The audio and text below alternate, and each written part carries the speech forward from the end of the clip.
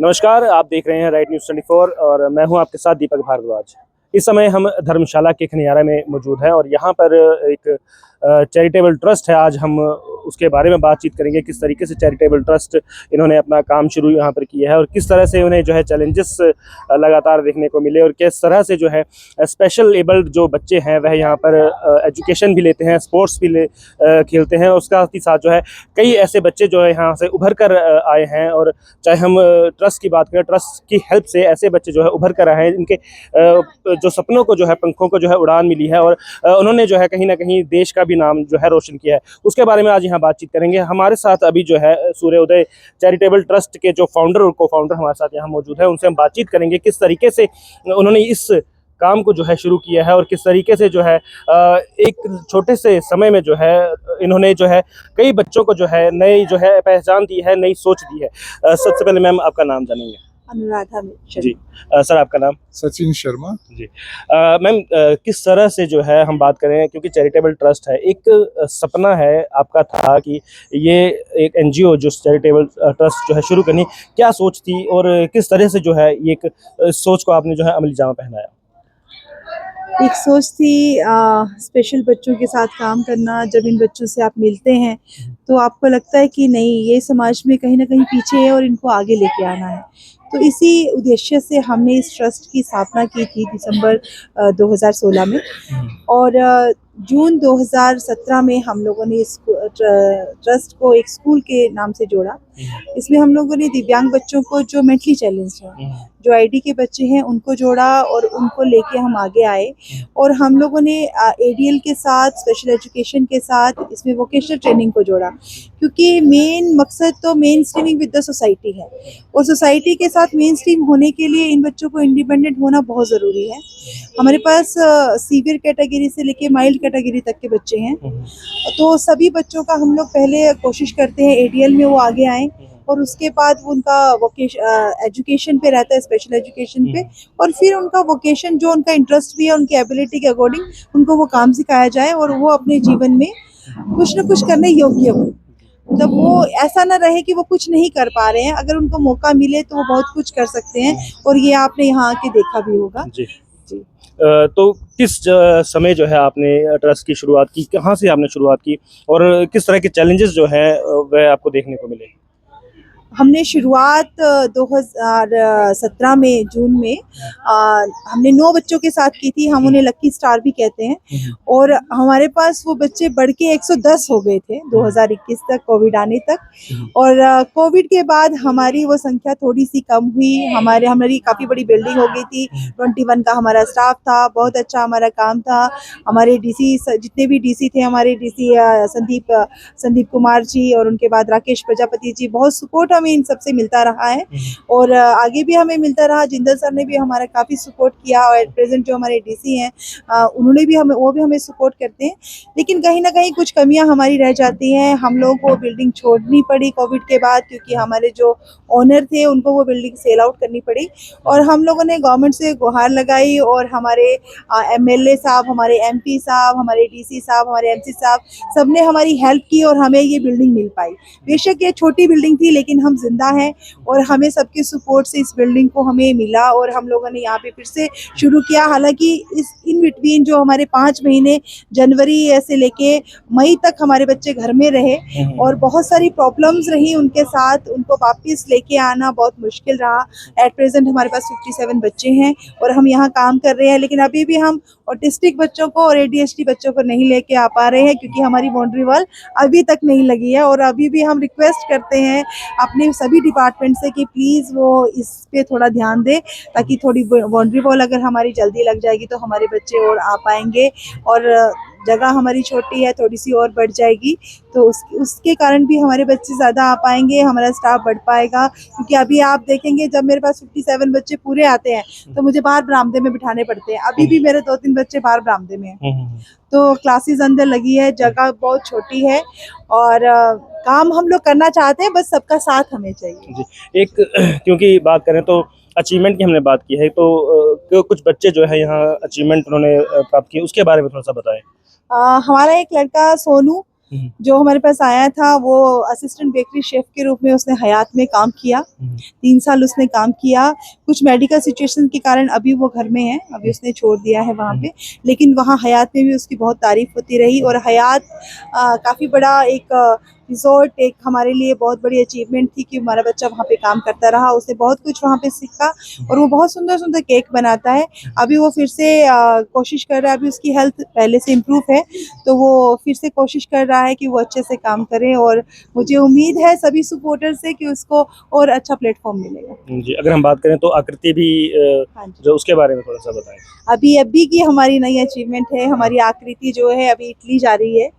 वो cross country skiing में जा रही है और उसका नाम आया हुआ है और 7 मार्च को ये इटली जाएंगे। तो ये हमारे लिए बहुत ही प्राउड मोमेंट है। हमें बहुत अच्छा लगता है जब हमारी सूर्योदय फैमिली का बच्चा एक निकल के वो इंटरनेशनल में जाएगा। जो बच्चा शायद वोल्वो में भी नहीं बैठ पा रहा था, आज वो वोल्वो में सफ़र करके, एक फ्लाइट में सफ़र करके इंटरनेशनल जाएगा और वहाँ पे अपनी प्रतिभा को दिखाएगा। और हमें तो बस हम ये रिक्वेस्ट करते हैं, ये उम्मीद करते हैं कि वहाँ पे भी वो बहुत अच्छे से काम करे, बहुत अच्छे से खेले, अपना प्रदर्शन बहुत अच्छा करे और हमारे इंडिया के लिए मेडल लेके आए, हमारे हिमाचल के लिए मेडल लेके आए, हमारे सूर्योदय के लिए और अपनी फैमिली के लिए वो मेडल लेके आए। बात करें तो क्योंकि स्पेशल एबल्ड बच्चे जो है यहाँ पर आते हैं, पढ़ाई करते हैं, कितनी दूर से वह यहाँ पे आते हैं और क्या क्या जो है चैलेंजेस हैं जो आपको फेस करने पड़ते हैं, और क्या आप क्योंकि जो व्यूअर्स हमें देख रहे हैं, जो लोग हमें देख रहे हैं, कहीं ना कहीं उनसे भी जो आपको कहीं ना कहीं एक्सपेक्टेशन उनसे रहती है, उसके बारे में थोड़ा सा आप बताएं। हमारी बहुत छोटी छोटी एक्सपेक्टेशंस हैं, बहुत बड़ी हमारी इच्छाएं नहीं है, क्योंकि हमें इन बच्चों के साथ काम करना है तो हमें बस सब लोगों का सपोर्ट मिलना चाहिए। हम चाहते हैं कि सब लोग सपोर्ट करें इन बच्चों को। ज़रूरी नहीं है कि वो सूर्योदय के ही बच्चों को करें, जहाँ पे भी ऐसे बच्चे मिलते हैं सबको अगर हम सब लोग सपोर्ट करना चाहें तो छोटा छोटा करके कर सकते हैं। और रही बात हमारी सपोर्ट की हमारे लिए, तो हमारे 2 चैलेंजेस बहुत बड़े हैं। एक हमारा बच्चों को यहाँ लेके आना, उसके लिए गाड़ी चाहिए और गाड़ी के लिए पेट्रोल चाहिए। तो वो हम लोग जो सपोर्ट हमें चाहिए वो यही है कि बच्चों को यहाँ तक पहुँचाए, और दूसरा हमारे स्टाफ की सैलरीज। बस ये 2 जो मेन हमारे मेजर खर्चे हैं, ये 2 ही हैं। इसके अलावा छोटे मोटे तो हमारे डोनर्स हैं, ये वो लोग तो हमें सपोर्ट कर ही रहे हैं, जो बहुत सालों से सपोर्ट कर रहे हैं। और वैसे ही सबके साथ से ही हम लोग चल पाते हैं, क्योंकि जैसे एक इंसान को अगर चलना है, उठना है, तो रीढ़ की हड्डी के जो मनके हैं वो होना बहुत ज़रूरी है। तो वैसे ही रीढ़ की हड्डी तो पूरी सोसाइटी है। जब हम सब लोग मिलके अगर कुछ करना चाहें तो कर सकते हैं। सरकार तो कर ही रही है, अगर हम सब लोग भी इसे अपनी सामाजिक और नैतिक जिम्मेदारी समझें तो मुझे लगता है कि हमें कहीं बाहर सपोर्ट की ज़रूरत नहीं पड़ेगी। मेरा धर्मशाला ही इतना बड़ा है और इतने अच्छे लोग हैं हमारे धर्मशाला में ही कि अगर वो भी छोटा छोटा सपोर्ट करें तो मुझे लगता है ये संस्था तो बहुत ऊपर जा सकती है। मतलब ये ऐसा नहीं है कि संस्था सिर्फ अनुराधा और सचिन ही चला रहे हैं। इस संस्था की रीढ़ की हड्डी के जो मनके हैं, जो दिखाई नहीं देते हैं, वो बहुत सारे हैं। आप सब लोग हमारे साथ जुड़े और हम जुड़ के एक अच्छा काम करें ताकि मरने के बाद हमें भी लोग याद करें। बस यही एक इच्छा है। जी, बात करें तो सेंटर से भी, क्योंकि एनजीओ है आपकी, तो सेंटर से भी फंडिंग आपको मिलती होगी? नहीं सर, हमें नहीं मिलती। हम बहुत सालों से हर बार यहाँ से जो है अपना प्रपोजल भेजते हैं। हमारा प्रपोजल यहाँ से डिस्ट्रिक्ट ऑफिस में जाता है, डिस्ट्रिक्ट वेलफेयर ऑफिसर इंस्पेक्शन के लिए आते हैं, इंस्पेक्शन होता है, फिर वो इंस्पेक्शन होके यहाँ से पास होके हमारा स्टेट में जाता है और स्टेट से पास होके वो सेंटर में जाता है। लेकिन सेंटर में प्रोसेस ही होता रहता है, अभी तक हमें कोई फंडिंग नहीं मिली। हालांकि लास्ट ईयर 2024 में हमारे अंडर सेक्रेटरी साहब का भी यहाँ पे इंस्पेक्शन हुआ था। उन्होंने भी हमें बहुत अच्छे वर्ड्स बोले थे। हालांकि हमारी स्पेस छोटी है, लेकिन उन्होंने एक बात अपने उसमें ज़रूर कही थी कि कई बार क्या होता है कि पेड़ के नीचे भी स्कूल चलता है जी। तो तब भी उनको सरकार मदद करती है। तो हम बस उन्हीं की इन बातों पे टिके हुए हैं और उम्मीद करते हैं कि हमें वो प्रोजेक्ट और वो हमें मिल जाए, ताकि हम लोग अपने बच्चों को और एक अच्छी स्पेस पे एक अच्छा काम उनके साथ कर पाएं और वो अपनी ज़िंदगी में अच्छा बन पाए। 5 साल तक एक्चुअली हम लोगों ने स्टेट में अप्लाई किया था जी, गवर्नमेंट के लिए। जी। तो स्टेट्स में वो पास फाइल होती थी तो हुआ नहीं। 3 साल से हम DDRS स्कीम होती है सेंट्रल गवर्नमेंट की, उसमें हम डालते हैं। और पिछली बार जो ऑब्जेक्शन लगा था RC मीना जो अंडर सेक्रेटरी हैं DDRS में डिपार्टमेंट में, तो उन्होंने बोला था कि स्पेस की कंस्ट्रेंट है, जिसके कारण हमारा जो प्रोजेक्ट अप्रूव नहीं हो पाया है। तो हम एक स्पेस में हमारी दिक्कत तो है नहीं, क्योंकि ये बच्चे सिर्फ हमारे नहीं, ये बच्चे पूरे समाज के हैं। सरकार का भी कोई योग होता है, और माननीय नरेंद्र मोदी जी ने दिव्यांग बच्चों का नाम दे दिया है, लेकिन अभी तक नजरिया बदला नहीं है लोगों का भी। चाहे वो डिपार्टमेंट की मैं बात करूंगा, वो हेल्प करना चाहते हैं, लेकिन थोड़ा सा और उनको पेन लेना पड़ेगा, क्योंकि उनके पास भी अलग अलग रिस्पॉन्सिबिलिटीज होती है। तो मैं रिक्वेस्ट करूंगा कि डिपार्टमेंट्स, जो भी सरकारी डिपार्टमेंट्स हैं, इन बच्चों को थोड़ा उठ कर देखें। कि अगर कई ऐसी संस्थाएं हैं जो स्ट्रगल कर रही होंगी और बहुत अच्छा काम कर रही होगी, हमारी भी एक है, तो ऐसी जेन्युइन संस्थाएं जो काम कर रही है उनको सपोर्ट हमेशा गवर्नमेंट की तरफ से होना चाहिए जी। तो मेरा यही कहना है। और जैसे मैडम जी ने कहा कि हमारे 2 मेन खर्चे थे बेसिकली, जो यहाँ स्टाफ की सैलरी लगभग 1 लाख रुपए करीब आता है, और जो ट्रांसपोर्टेशन में हमारा श्री राम जी तपन जी की जो सनशाइन सर्विसेज हैं, उनको मतलब हमारा 1,05,000 महीने का है, और एम्बुलेंस को जो उसकी पेट्रोल कास्टिंग अराउंड 40,000 होती है, तो 2.5 लाख के करीब खर्चा एक महीने का आता है। अगर हम लोगों को उसके सपोर्ट मिल जाए तो हमारे काफ़ी है, हम बच्चों के साथ बहुत कुछ कर सकते हैं। अभी तो शुरुआत ही की है, और बाकी हर एक बच्चे में टैलेंट है जी। हम उसको पहचान रहे हैं, और आप लोगों के सहयोग से हम बहुत कुछ कर सकते हैं। सचिन जी, क्योंकि बात करें तो ऐसा सुनने में है कि आपने शादी नहीं की है। बिल्कुल जी, तो किस सोच के साथ, और क्या ऐसा रहा था कि आपने जो है अपनी लाइफ जो है एक स्पेशल एबल्ड बच्चों के लिए जो है आपने समर्पित की है? देखिए, मेरा तो ये मानना है, करने वाला भगवान, करवाने वाला भगवान। मैं हमेशा अपनी स्टेटमेंट में बोलते रहता हूँ, एक एक पल में भगवान ने दिया है, और ये सोच भी शायद से, मेरा कॉर्पोरेट वर्ल्ड में 13 साल जॉब किया है मैंने, और बहुत अच्छी पोजीशन में था, बट फाइनली मेरा ओल्ड एज होम की तरफ ज़्यादा रुझान था। इन बच्चों के बारे में कुछ ज़्यादा आइडिया भी नहीं था, लेकिन जब अनुराधा मैडम से मेरी मुलाकात हुई आर्ट ऑफ लिविंग की कोर्स में, और वहाँ पे मैंने इन बच्चों को समझा, तो मुझे लगा कि इनकी नीड्स और ओल्ड एज की नीड्स सेम ही है। तो फिर हम लोगों ने डिसाइड किया कि हम लोग इन दिव्यांग बच्चों के ऊपर काम करेंगे, और दे आर ब्लेस्ड, मतलब है ना, इनकी जो हम जब स्कूल में एंटर करते हैं तो जिस तरह से झप्पी मारने आते हैं और प्यार से अपने आप को एक्सप्रेशन करते हैं, ये प्योर लव है, इसमें कोई मतलब नहीं है, कोई आपसे मतलब नहीं है।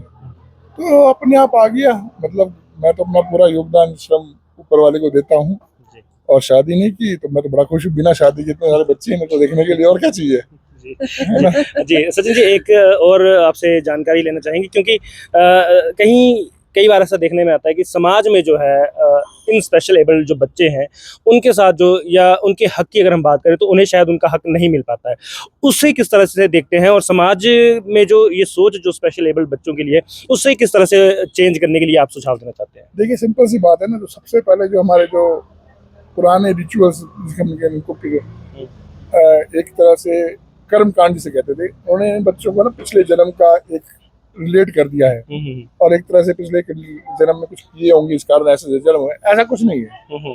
अब मेरा तो मानना है ये ब्लेस्ड सोल्स हैं, और ये मौका समाज को दे रही है सर्विस करने के। तो बस नजरिया ये देना चाहूंगा कि हर एक बच्चा, जो दिव्यांग बच्चा आता है और आपसे मुलाकात होती है, उसे समझो, टाइम दो, और स्कूल्स के खासकर बच्चों को मैं रिक्वेस्ट करता हूँ, क्योंकि स्कूल्स में, नॉर्मल स्कूल में, इंक्लूसिव स्कूल में बच्चे जाते हैं, तो इन बच्चों का मुझे मजाक उड़ाते हैं, पास बनाते हैं, वो कृपा करके मत बनाओ, उनको भी मौका दो, अंडरस्टैंड करो, क्योंकि हम लोग बड़े सीमित हो गए अपने आप से। सीमित रहने से जिंदगी नहीं चलेगी, आपको समझना पड़ेगा समाज के प्रति आपकी बहुत बड़ी जिम्मेवारी होती है। समाज इनको एक्सेप्ट करेगा तो समाज का भी भला होगा और इन बच्चों का भी भला होगा। तो अभी किस तरह से जो है आप एक्सपेक्टेशन जो है लोगों से रखते हैं, किस तरह की मदद जो लोग हैं वो आपको किस तरह से सपोर्ट करें? सबसे पहले तो मैं चाहूंगी कि लोग आएं और सूर्योदय में देखें कि हम कैसे काम कर रहे हैं इन बच्चों के साथ, और उसके बाद हमारे साथ जुड़ें, क्योंकि जब 1 और 1 11 होते हैं तो बहुत ज़्यादा काम हो पाता है। और हमारी सबसे उम्मीद यही है कि आप लोग आएं और इन बच्चों को सपोर्ट करें। वो किसी भी लेवल का सपोर्ट हो सकता है, आप वॉलंटियर भी आ सकते हैं। हमारी एक वॉलंटियर यहाँ पे बैठी भी है, आपने देखा है, वो डेली 2 घंटे जो है अपने यहाँ पे देती हैं। और वैसे ही एक लड़का है, वो दाड़ी से आता है, वो भी 2 घंटे जो है स्पोर्ट्स एक्टिविटीज़ के लिए हमारे बच्चों बच्चों को डोनेट करता है। तो वैसे ही कोई ज़रूरी नहीं है कि पैसा ही डोनेट किया जाए, श्रमदान भी है और वॉलंटियर भी आप हमारे साथ आके जुड़ें।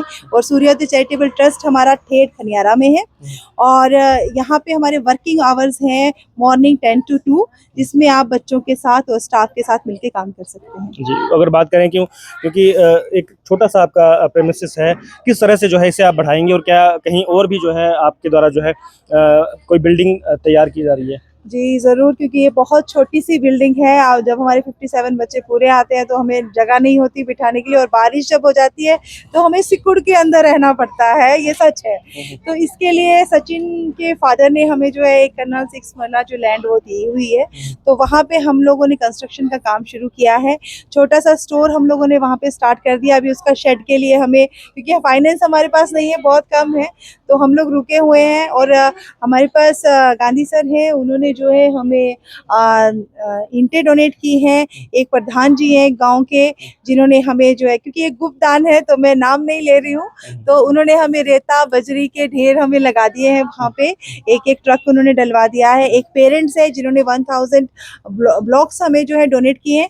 तो वैसे ही हम सब लोगों से भी चाहते हैं कि हमें अभी काम शुरू करने के लिए सरिया और सीमेंट भी चाहिए, तो अगर कोई डोनेट करना चाहे तो ज़रूर करें। कई बार क्या होता है, बहुत सारे लोग कहते हैं आप लोग लोहा दान करो, आप लोगों के कुछ ग्रह हैं, तो ऐसा है कि आप लोगों के अगर कुछ ग्रह है तो सूर्योदय में दान कर दीजिए, आपके ग्रह डल जाएंगे, और लोहा दान आप हमें कर दीजिए। So thank you for the पूरी सोसाइटी के लिए कि आप सब हमें सपोर्ट करें और हमारे साथ मिलके काम करें और इस सूर्योदय फैमिली का हिस्सा बनें।